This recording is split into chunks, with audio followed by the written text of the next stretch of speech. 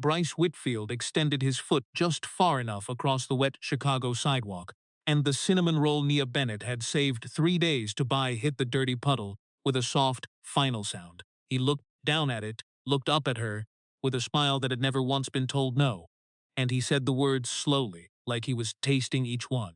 Pick it up. It is not like you can afford to waste it. Every student nearby went completely still. Nia turned around. She did not raise her voice. She did not step back.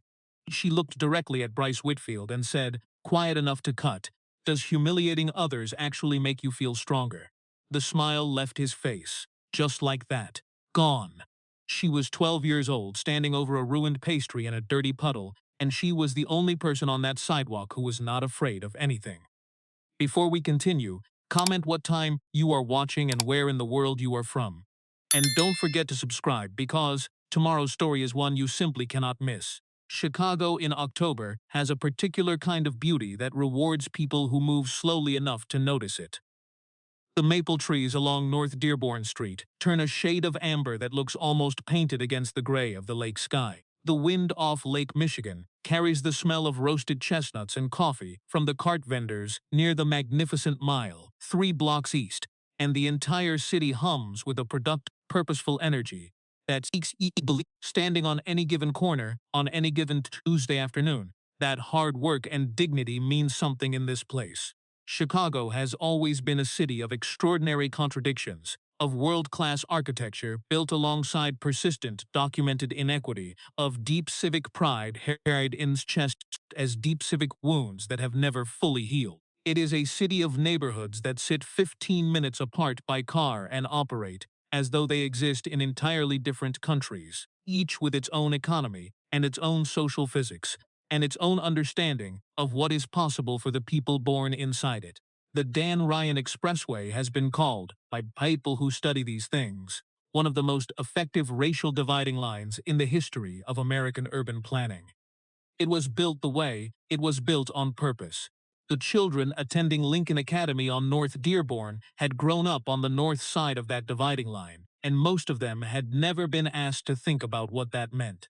Chicago is a city that speaks loudly about opportunity while maintaining, in its school systems and its housing patterns and its unspoken social geography, a very precise hierarchy of who that opportunity is primarily designed to reach. Which means it is also a city where certain kinds of confrontations, the kind that happen on sidewalks and in school hallways and at pastry carts on ordinary Tuesday afternoons, carry more history inside them than the people involved always understand in the moment.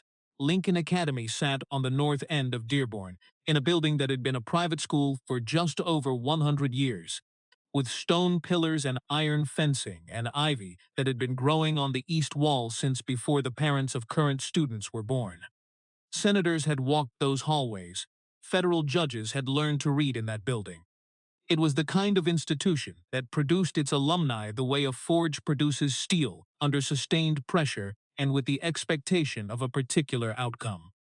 Nia Bennett had been a student at Lincoln Academy for 2 years on a full academic merit scholarship. She was 12 years old, small for her age, but composed in a way that made her seem to take up exactly the right amount of space in any room she entered. She wore her hair in neat cornrow braids that her mother redid every Sunday evening, decorated with small gold beads that caught the afternoon light when she moved her head and made a sound like wind chimes in a small breeze. Her eyes were dark brown and unhurried, the kind of eyes that record everything without appearing to work at it. And she had the habit, developed young and refined over years, of standing very still when she was thinking, as though she needed her whole body to participate in the act of processing. She was not the loudest student in her class. She was not the first hand up or the biggest laugh at the lunch table. She was the student whose teachers remembered years later, not because of any single dramatic moment, but because of the accumulated weight of her consistent, quiet, unshakable presence. Her father had told her that the most powerful thing a person could do when someone was trying to diminish them was to remain completely, visibly, undeniable, whole. He had told her that composure was not the same as surrender. He had told her that there was a specific kind of strength in letting the truth do its own work. Nia had been practicing that lesson since she was old enough to understand what it meant. and she had gotten very good at it. Being a scholarship student at a school like Lincoln Academy meant navigating a particular kind of social landscape that was never articulated in any official document, but was felt in small, daily, specific ways. It was in the way certain parents' eyes moved past you at school events as though looking for someone more recognizable. It was in the casual comments about summer homes and family vacations dropped into conversation without any awareness of what they revealed about the assumptions being made about who else was in the room. It was in the way some students asked questions about your neighborhood with warmth that was genuine, but that also carried inside it an unspoken inventory, a checking of categories, a quiet determination of fit. Nia had learned to read all of it, without reacting to all of it, which was its own kind of education, separate from the academic one that had earned her place at the school, and in many ways more demanding. She was learning, at 12 years old, the particular American experience of being exceptional in a space not originally designed with you in mind, and carrying that weight without letting the effort show. The afternoon of October 14th began the way most Tuesday afternoons did at Lincoln Academy. The 3:15 bell rang through the building and released 500 students into the cool autumn air on the front steps, and the wide stone entrance became a temporary city of itself, full of backpacks and conversations, and the particular social negotiations that middle school students conduct, with the intensity of people who do not yet know how to disguise what matters to them. There was a pastry cart parked at the corner of the block where Dearborn intersected with the narrow side street running along the school's western edge. The cart was operated by a man named Gerald Moss, 62 years old, who had run the cart at the school for 11 years without missing a single school day, a record he kept not because anyone was tracking it, but because he considered it a form of integrity. Gerald was from Englewood on the south side, and he had started the cart after his wife passed, and his children were grown, and he needed something to do with his mornings that would require him to be somewhere specific and present. What it had turned out to require was his entire attention and most of his love, and he had given both willingly. He knew the names of most of the regular students. He noticed when someone had a hard day. He occasionally slipped an extra roll into a bag without explanation and looked away when the student looked up. Gerald made everything fresh each morning in a small commercial kitchen 3 blocks north, and his cinnamon rolls were the size of a fist, glazed with brown sugar and vanilla, and his apple turnovers had a flakiness that students argued about with the seriousness of food critics. He had seen a great many things from behind that cart in 11 years, and what he saw on this particular Tuesday afternoon was something he would talk about for the rest of his life. Naya had been saving $2.50 since Monday. She had 2 coins and a folded bill, smooth flat between her fingers, and she stood in line third from the front, watching a pigeon investigate the seam of the sidewalk near the cartwheel, feeling the particular contentment of a person who has earned something small and real. The wind moved through the gold beads in her braids. She had been waiting approximately 10 minutes. That was when Caroline Whitfield rounded the corner. Caroline Whitfield was 42 years old and moved through the world with the physical energy of someone who has never genuinely had to wait for anything. She wore a camel-colored cashmere coat purchased on Oak Street, leather ankle boots that added 2 inches to her height, and a structured cognac handbag whose color matched her boots with a precision that was not accidental. Her blonde hair was blown smooth in a style maintained every 6 weeks at a salon on Rush Street. She lived 3 blocks from the school in a 4,000-square-foot Lincoln Park townhouse and drove a white Range Rover with a parking pass for the private garage on Belden. She had been on the Lincoln Academy parent board for 2 years, which gave her a reason to feel important in spaces that otherwise would not have noticed her. Her son Bryce was 13 years old, broad-shouldered, and carried himself with the particular confidence of a boy who had grown up watching the adults around him treat his mother's preferences as facts about the world. He wore his school uniform with the collar deliberately uneven, believing it communicated effortless cool, not understanding that it mostly communicated a child performing at being untouchable. He was scrolling his phone as they walked. Caroline did not see a line when she approached the pastry cart.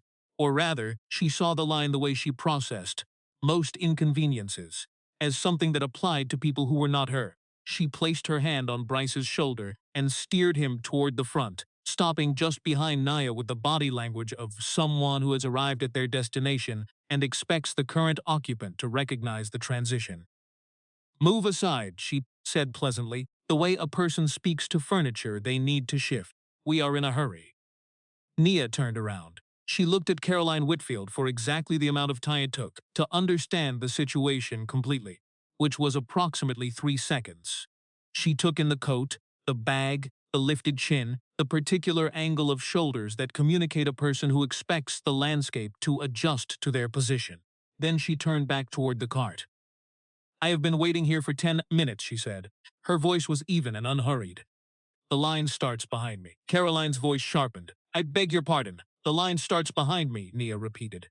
"I was here first." Bryce looked up from his phone with the slowly sharpening attention of a boy who recognizes the beginning of entertainment. He studied Nia for a long moment, taking in the scholarship grade uniform, the sneakers without a designer label, the careful way she held her folded money. The calculation that moved through his eyes was not spontaneous. It was assembled over years from watching his mother move through the world. "Relix, Bryce," said, letting the word fall with maximum casualness. "It is just a cart." He tilted his head, and the particular smile appeared. "What school do you actually go to? Did they let the scholarship kids out early today?" The words hit the sidewalk between them like something dropped from a height. Everyone nearby felt the impact. No one said anything about it. Caroline stepped closer, close enough that Naya could detect her perfume, and she lowered her voice to something that was almost intimate in its condescension. "I do not know what your mother told you about standing your ground, but there are people in this city who have earned their place in every room they walk into. And there are people who are simply occupying space made available to them." She let her eyes move from Naya's uniform to her sneakers and back to her face, the look of someone conducting an inventory. "You should learn the difference. It will save you a great deal of trouble later in life." She put her hand on Naya's shoulder and moved her aside. Not violently. Efficiently. The way you redirect a shopping cart that has drifted into your path. Nia stumbled one step to the left, caught herself on the cart frame, and stood upright. She breathed once through her nose, slow and deliberate, and she thought about her father, about the specific slowness he carried into every room, and she stepped back to her original position and waited. Caroline bought 2 apple turnovers without looking at Gerald, handed one to Bryce, and walked away with the satisfied exhales of a transaction completed. Naya stepped forward, paid Gerald, received her cinnamon roll, wrapped in a paper napkin, and turned toward the school steps. She never made it to the steps. Bryce had consumed half of his apple turnover and was watching Nia's path across the sidewalk with the idle acquisition of a boy looking for a way to extend his amusement. He repositioned his weight to his left foot. He extended his right leg approximately 1 inch across her path. It was so small a movement. It was so precisely timed. When Nia's foot caught on his and she pitched forward, the cinnamon roll left her fingers in a short, awful arc and landed in the gray puddle at the curb with a sound that was somehow quieter than it deserved to be. There was a moment of absolute stillness on that corner. Then Bryce looked down at the pastry sitting in its puddle of dirty water, and he said, in a voice thick with performed regret, "Oh, wow. I am so sorry about that." He looked up with the smile of a boy who has never faced a real consequence. "Pick it up if you want. It is not like you can afford to waste it." Nia turned around slowly. She did it with complete control of her body, and she looked at Bryce Whitfield with eyes so calm and still that 2 students watching from the steps later said it was the most unsettling thing they had ever seen, that level of composure in a situation like that. When she spoke, her voice was low enough that the people nearby had to lean forward. "Does humiliating others actually make you feel stronger?" The question landed differently from anything Bryce had been prepared for. He had been ready for tears, for a raised voice, for the kind of reaction that gives the person doing the provoking the satisfaction of having produced an effect. He was not ready for a quiet, precise question that went directly to the thing underneath the behavior and held it up in the light. His smut disappeared. Something moved through his face that was younger than 13 and far less assembled than the performance he usually ran. For exactly 3 seconds, Bryce Whitfield looked like what he actually was under everything. A boy who had inherited his cruelty without examining it and had never once been asked to. What is going on here? Caroline had turned back, drawn by the stillness and the gathered attention of students migrating from the steps. She moved toward the cart with quick steps, reading the scene, and her face set hard and certain when she saw the pastry in the puddle and her son's disrupted expression. "Did you say something to my son?" "I asked him a question," Nia said. "You do not speak to him with that attitude," Caroline said, her voice climbing several registers and now operating at a volume that guaranteed an audience. "I do not care what scholarship you were given. You will not stand here and address my son that way." She pulled her phone out. "I am calling the school administrator right now, and I am having this documented. Your son deliberately tripped me to destroy food I purchased with my own money," Nia said, her voice still completely level. "And then he mocked me for not being able to afford to replace it. I am happy to have that documented as well." Something flickered across Caroline's face. A brief, buried uncertainty, quickly overridden. What replaced it was uglier and more consolidated, the specific anger of a person whose unspoken framework has been named out loud by someone she had categorized as beneath that level of response. "Let me be very clear," Caroline said, dropping her voice to something intimate and hard. "I have been on the parent board of this school for 2 years. I know the administration personally, and I know people in this city with real power, including in the legal system. So I am not someone a scholarship student with an attitude problem should be making an enemy of." She let the pause run. "Whatever neighborhood you come from, that kind of talk does not play the same way here. The wrong people noticing you in the wrong way in this city can follow a girl like you for a very long time." The phrase "a girl like you" landed on the sidewalk with a weight that every person within earshot felt in a different part of themselves. Gerald put down the cloth he had been holding. The group of students watching from the steps had grown to 11. A woman walking a dog across the street slowed her pace. Nia looked at Caroline Whitfield and said, very quietly, "I understand exactly what you mean by that." She meant the second meaning. Caroline knew that she meant it. And in the fraction of a second, where they both acknowledged that something true and long present was briefly and nakedly visible between them, before Caroline folded it back into the fabric of her certainty. It was at this exact moment that a dark blue sedan pulled quietly to the curb. The car was a personal vehicle, a 2019 Honda Accord kept immaculately clean, unremarkable in every external respect. There was no official placard on the dashboard, because Marcus Bennett had taken his personal car that afternoon, the family vehicle he used for school pickup and grocery runs, and the ordinary logistics of being a father, not the official vehicle that came with his position. He had driven it precisely because this was not an official errand. This was a Tuesday afternoon, and he was picking up his daughter. The driver's door opened, and Marquebet stepped out onto the North Dearborn sidewalk. He was 6 feet 2 inches tall, with close-cropped silver beginning at his temples and the kind of physical presence that fills a space without demanding attention for itself. He wore a charcoal gray suit and a dark blue tie, the suit well made but not conspicuously so, and he moved across the sidewalk with the measured, complete deliberateness of a man who has spent decades in rooms where every movement carries weight. He was 52 years old. He had been the United States federal judge for the Northern District of Illinois for exactly 1 month, having transferred from the Southern District after a reassignment that had been announced quietly in legal circles, but had not yet reached the social orbit of a parent board member in Lincoln Park. He looked at the pastry in the puddle. He looked at Nia. He read the entire situation in the way a courtroom reader reads a room, completely, without visible effort, and without any change of expression. "Nia," he said, one word, carrying 20 different questions inside it. "I am okay, Dad," she said, and the way she said it told him everything about how she had handled herself. Caroline Whitfield turned at the voice and processed Marcus Bennett the way she processed everything, quickly and with the efficiency of a woman who has sorted people into categories so many times the action has become involuntary. She saw a black man in a good suit, stepping out of a reliable but ordinary personal vehicle. She did not pause. She completed her assessment and moved forward on it without hesitation, which was the most revealing thing she did on the entire afternoon. "Are you her father?" she demanded, crossing toward Marcus with her phone still in her hand, projecting the brisk authority of someone about to escalate upward. "Your daughter has been speaking to my son with a completely unacceptable attitude, and I will not have it.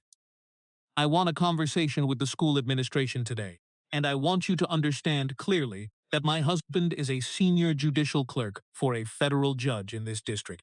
His name is Richard Whitfield, and he works for Judge Marcus Bennett of the Northern District of Illinois. Judge Bennett is one of the most respected members of the federal bench in this city, and my husband has direct access to him, so I am not someone you want to be dismissive with." She said it with the complete confidence of a woman deploying her most powerful credential. She said the name with the particular pride of a person who has borrowed someone's authority so many times it has begun to feel like their own. Marcus was quiet for a moment that was longer than she expected. His expression did not change. Then he reached into his jacket pocket and removed his phone, found a contact and pressed call. It connected on the second ring. "Richard," he said in a voice that was entirely pleasant and entirely unreadable. "I am standing outside Lincoln Academy on North Dearborn. I need you here right now. It involves your family." He ended the call and put the phone back in his pocket. Caroline stared at him. "Who did you just call?" "Someone who can provide some clarity," Marcus said, and then he said nothing further, and the quality of that silence was such that Caroline Whitfield did not attempt to fill it. She tried twice more to redirect the conversation and was met each time with the absolute patient stillness of a man who is waiting for the room to be complete before the proceeding begins.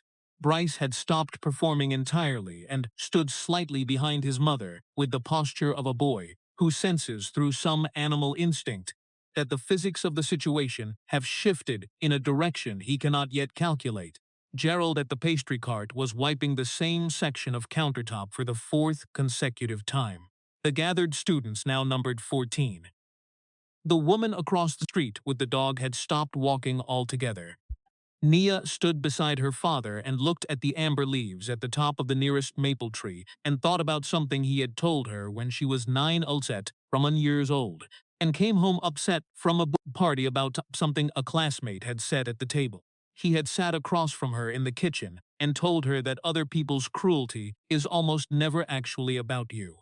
He said it feels like it is about you because it is directed at you, but it is almost always about the person doing it, about their own fears and their own unexamined beliefs about the distance between who they claim to be and who they actually are. Understanding that, he had said, does not make it hurt less in the moment, but it changes what you do with the hurt, and what you do with it is the only part that belongs entirely to you. Standing on this sidewalk at 12 years old, Nia understood that lesson in her body as well as her mind, and the understanding made her steady, in a way that nothing Caroline Whitfield had said or done that afternoon had succeeded in disrupting. Richard Whitfield came around the corner at a pace that was technically a walk, but was functionally a controlled run.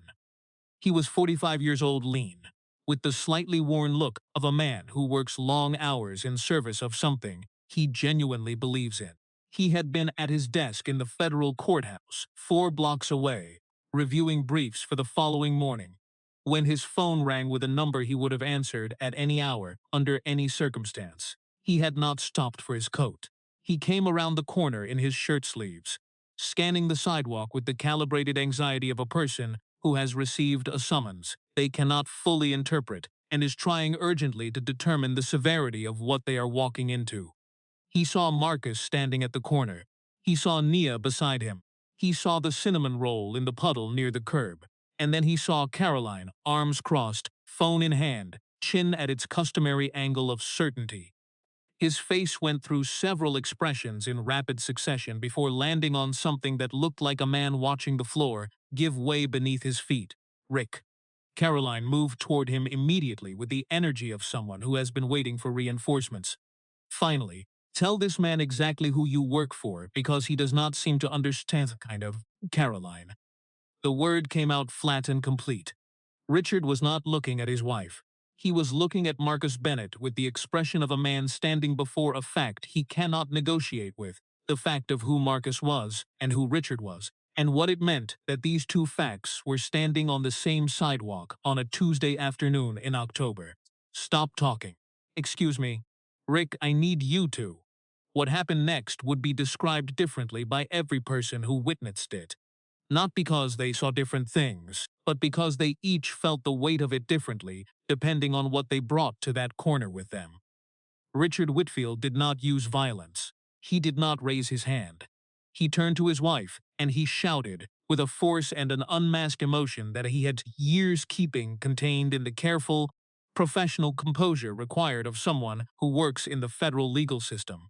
And what came out was not a performance and not a strategy.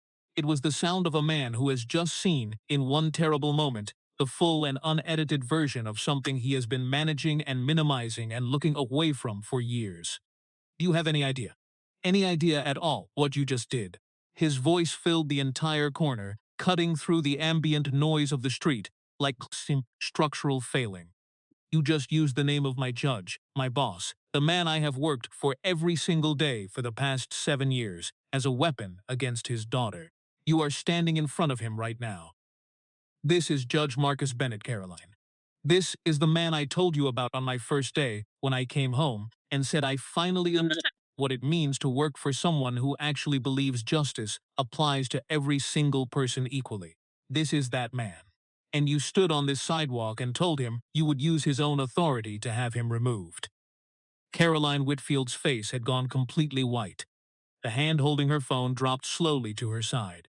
She looked at Marcus, and in Marcus's expression she found not anger, not satisfaction, only the steady, patient attention of a man who has seen this particular variety of human filth before and understands it with something closer to sadness than contempt. Richard turned to Nia, and what was in his face was too complicated for a single word. It was accountability without performance, without the comfort of being forgiven before the accounting was complete. Nia, he said, I am sorry. I am deeply and completely sorry for what was said to you today, for how you were handled, for every word that was used to make you feel that your presence here requires justification. He paused and looked at the cinnamon roll in the puddle. None of that was right, none of it. He looked at Bryce with an expression that Bryce had never received from his father before. Not the managed disappointment of a parent performing discipline. Actual grief over what he was watching his son become, and over his own quiet participation in the becoming. Bryce, he said, sure. You will apologize to Nia, right now, and it will not be a performance. Bryce looked at his mother. She had nothing for him. He looked at his father, who was waiting with the particular patience of a man who will wait as long as it takes. He looked at Nia, who was standing with her arms loose at her sides, watching him with steady eyes that held no triumph and no contempt, only the calm of a person who has been right about the situation from the beginning and does not need confirmation of it. I am sorry, Bryce said. His voice was different from anything he had managed that afternoon. The performance was gone. What was left sounded like a boy who had been asked an honest question and was attempting, for possibly the first time in a long time, to give an honest answer. I knew what I was doing. I did it on purpose. And I am actually sorry. Two of the watching from the group later said it was the most surprising sentence they had ever heard Bryce Whitfield produce out loud. Marcus reached into his jacket pocket and removed his wallet. He walked to the pastry cart and placed a $10 bill on Gerald's counter. Please make a fresh cinnamon roll for my daughter, he said. Gerald looked at him for a moment with the expression of a man who has watched 11 years' worth of human behavior from behind a cart and recognizes something real when it is standing in front of him. Of course, Gerald said quietly, and he turned to his display with the kind of care you give to something that has been assigned significance. Marcus turned back to the sidewalk. He looked at Richard first, and his voice was measured and without cruelty, which somehow gave it more weight than anger would have. Richard, you have worked in my court for 1 month since my transfer here, but your reputation preceded you from the Southern District, and every day in chambers has confirmed it. You are a man who understands what the law is for. He held the eye contact. I need that man to be the same man who drives home tonight. The courthouse does not get to be where justice lives if it is not also alive in the car ride home, at the dinner table, in the conversations your son is sitting within earshot of every single day. He paused. This is not a professional matter, it is a human one. I trust you understand the difference. He turned to Whitfield. For the first time, he gave her the full, direct attention he reserved for final statements. Mrs. Whitfield, you made a series of decisions today based entirely on what you believed you were seeing, rather than what was actually in front of you. You used the language of class and the language of race in ways that carry two meanings simultaneously and are designed to, so one for the record, and one for the person they are aimed at. And you used my name, my office, and my position as a weapon to threaten a 12-year-old girl who was standing on a public sidewalk asking only to be treated with ordinary human fairness. He let that land. The version of the world you operated from today, where your assumptions about who matters and who does not are invisible and without cost, that version has never been real. It was a story built on the willingness of people like my daughter to absorb the cost of your comfort quietly. He looked at her steadily. That cost has always been there. You simply were not the one paying it. He walked to where Gerald was wrapping a fresh cinnamon roll in a paper napkin, and he brought it back to Naya. He placed it in her hand with the quiet, certain pressure of a father who has watched his child carry something difficult and is ready to carry it now. They walked to the car together. Nia looked up at him once before she got in. I kept it together the whole time, Dad. Marcus looked at the amber trees lining North Dearborn, at the Chicago sky going gold above the water tower on the next block. I know, he said. I watched you do it. The Honda Accord pulled away from the curb with the same unhurried steadiness with which it had arrived. And what it left behind on that corner was not simply the memory of an afternoon confrontation, but the beginning of something that none of the people standing there could have fully anticipated. Richard drove his family home in silence. It was the kind of silence that has weight and texture, not the comfortable silence of people who do not need to speak, but the taut, necessary silence of people who are not yet ready to say the true thing, but know that the true thing is coming. That night, after Bryce was in bed, Richard sat across from Caroline at the kitchen table and told her plainly and without theatrical anger what he had been watching accumulate for years. Not the argument, not the managed version of the conversation, the actual one. He described the comments at school events, and the things she said in the car, and the casual language about certain neighborhoods, and the stories that, added together, produced a worldview that Bryce was absorbing like weather. He was not loud. He was not accusatory in a way that was designed to protect himself from accountability. He was simply honest in the way that a man can be honest when he has run out of reasons to choose peace over truth. Caroline listened, and she did not defend herself immediately. She sat with it in the way that a person sits with something when they have enough self-awareness to understand that defending themselves would require them to say things that were not true. And they are not quite ready to say things that are not true in front of this particular mirror. She thought about Naya's face. She thought about the way Naya had looked at her when she said, "A girl like you," the look of a person who has heard that sentence before. Indifference in different rooms, and has developed through long practice, a method for not being destroyed by it while still feeling the full weight of it. She thought about what it required to be 12 years old and already know how to carry that. She thought about how many times that knowledge had been earned.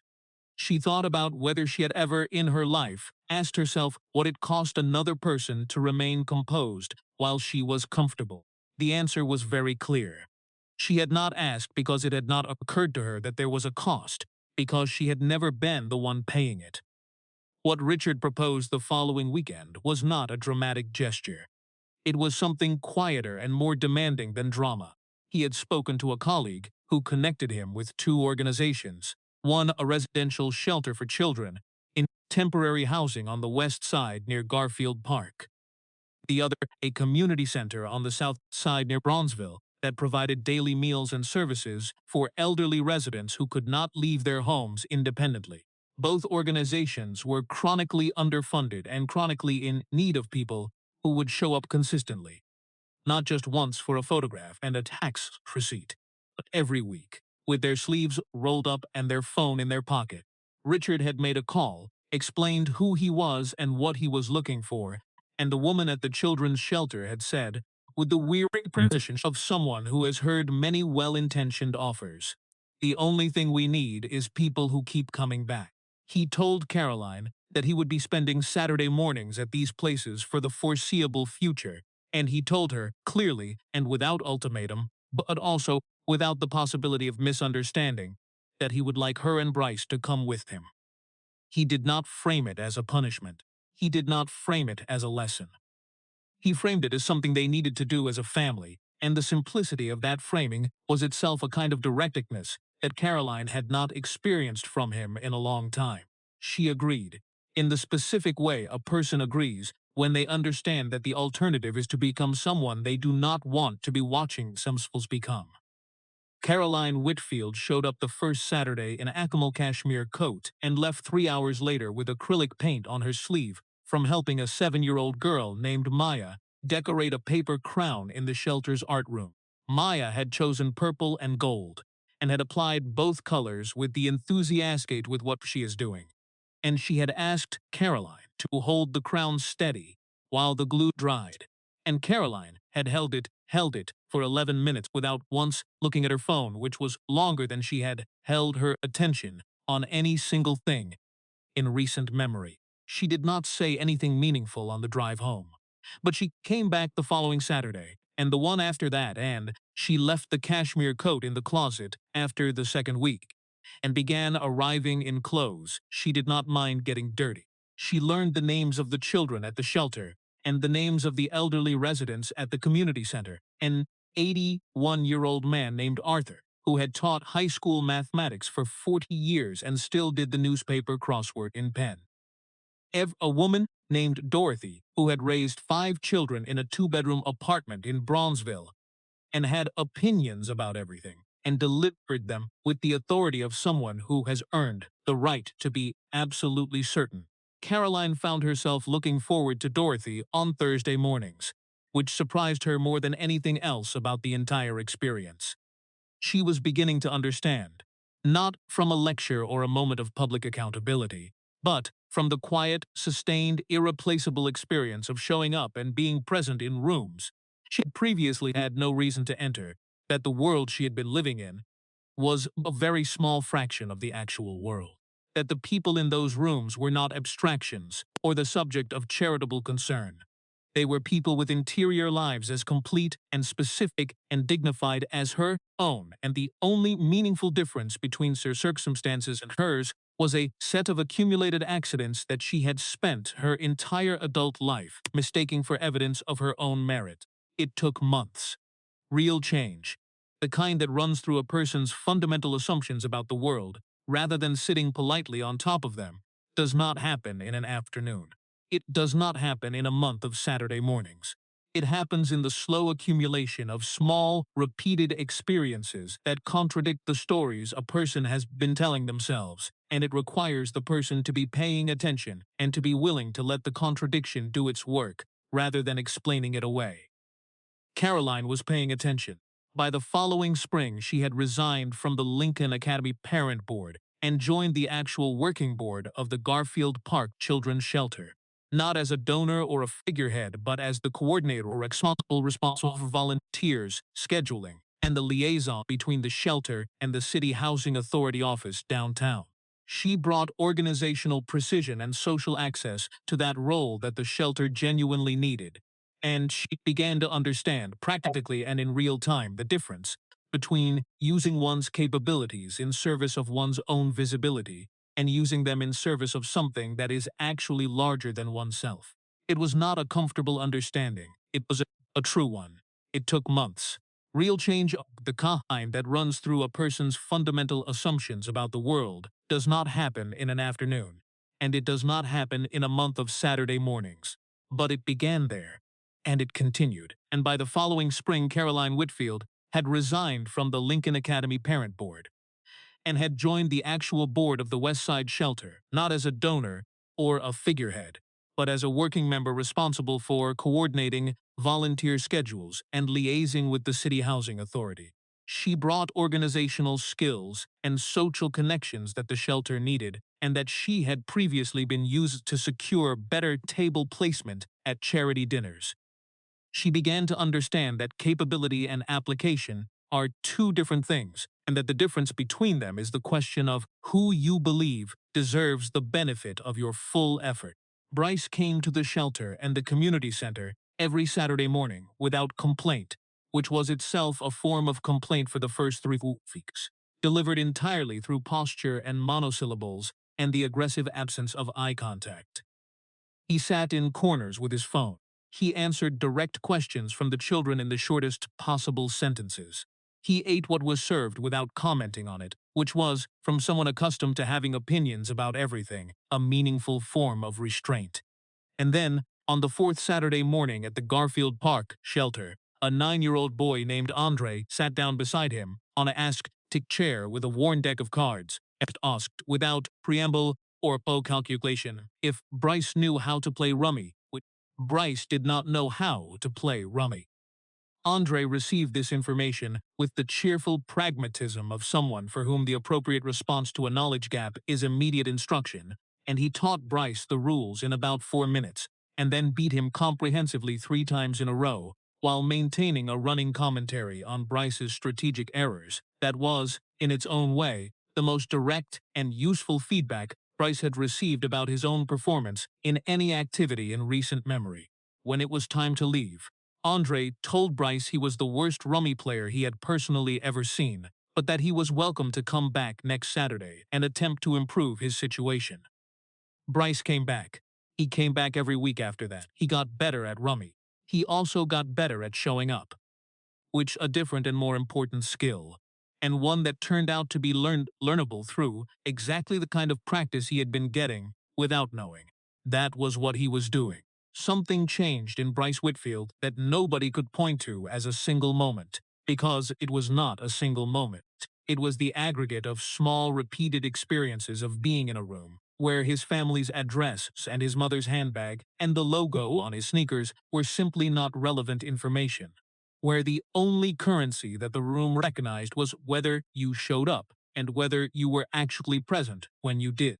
It was the accumulation of conversations with children at the shelter who had navigated more genuine difficulty in 9 years than Bryce had encountered in 13, and who were most of them funnier and more resilient and more generous with their attention than the social environment of Lincoln Academy had led him to believe was the default setting of human beings his age.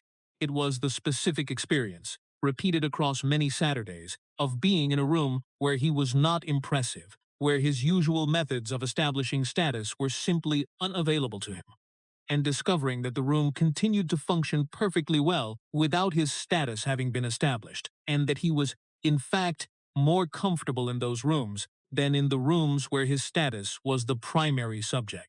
He began to understand, from the inside, what Nia had been carrying that Tuesday afternoon on North Dearborn. The specific grinding, continuous weight of navigating spaces where you are perpetually being evaluated for whether you belong, where your right to occupy any given room is treated as a question rather than a fact. He began to understand what it requires, physically and psychologically, to remain whole under that evaluation day after day. And he began to understand that the casual cruelty he had practiced toward Nia and others like her was not a small thing, not a normal thing, not an inevitable thing. It was a choice. He had been making it without examining it. He did not want to make it anymore. He also began to understand by the end of the school year that he had the option to be a different kind of person than he had been performing since the age of 10. The alliance between Bryce Whitfield and Nia Bennett did not begin with a dramatic reconciliation or a formal agreement. It began with a Tuesday afternoon in late November, 6 weeks after the incident at the pastry cart, when Nia was in the school library during a free period, and Bryce sat down across from her without asking permission, which she noticed, and without a performance of casualness, which she also noticed, because the absence of the performance was the most significant thing about him that afternoon. "I have been thinking about the question you asked me," he said, "the one about humiliating people. Whether it makes you stronger."